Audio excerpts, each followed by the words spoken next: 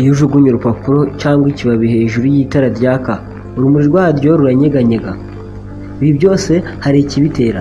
Nibyo tugiye kureba mu kiganiro Menya n'ibi kuri uyu munsi wa none. Mbahaye ikaze, Byukusenge Silverive. Iyo ujugunye urupapuro cyangwa ikibabi hejuru y'itara ryaka, urumuri rwaryo ruranyeganyega. Haba ubwo tubona amashami n'amababi y'ibiti bihungabana. Iyi nkono iri ku ziko imaze gushyuha cyane, ubona ishaka guta igipfundikizo cyayo cyane iyo kitaremereye. Iyo twitegereje mu kirere kenshi tubona ibicu bizerera hejuru yacu bisa nk'ibikora akarasisi. Ibyo byose biterwa n'uko hari umwuka. Umwuka uri mu bice bibiri. Hari umwuka ushyushye n'umwuka ukonje. Umwuka ushyushye uharanira kuzamuka nk'uko tubibona ku nkono imaze gushyuha. Naho umwuka ukonje uharanira kujya aho umwuka ushyushye uvuye. Akenshi umwuka ukonje urwana no kujya mu byimbo by'umwuka ushyushye. Uko kubisikana k'umwuka ushyushye n'ukonje niko kubyara umuyaga. Umuyaga urahuha, urahuhera, urahuhuma, ubanganya ibiti, urirukanka, ukandurukana amababi n'umukungugu. Amoko yawo ni menshi, ariko ay'ingenzi nayakurikira. Hari agashurushuru, ishuheri, serwakira, inkubi na ruhuhuma. Agashurushuru ni umuyaga uza utazi aho uturutse, ntukwire hose, ugasa n'uboneje inzira imwe, ukazana umurego ariko ugahita vuba. Ni wa muyaga mubona wikaraga ku mbuga ukayora umukungugu n'amababi, byagera ku muntu bigasa nk'ibimwizingiraho. Naho ishuheri yo ni umuyaga uhuhana umutuzo, ugasa n'uvugiriza cyangwa uvuza ubuhuha mu biti.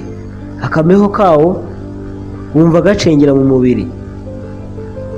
Serwakira yo ni umuyaga mubi uzana inkubiri nyinshi, ugahitana ibyo usanze mu nzira yawo, rimwe na rimwe ugasambura amazu cyangwa ukayasenya. Uwo muyaga numara igihe kirekire. Munyemerere turebe ku nkubi. Inkubi ni umuyaga ufite amakare n'ubukana bwinshi nka serwakira, nyamara ariko nayo niyoroshye.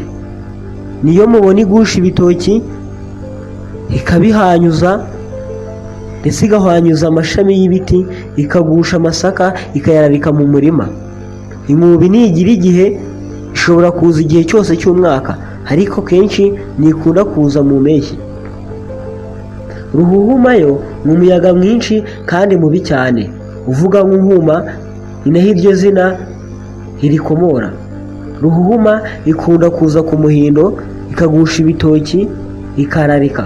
Ruhuhuma ntitererwa inzego cyangwa ngo izirikirwe ibitoki, kuko ihuha iturutse impande zose.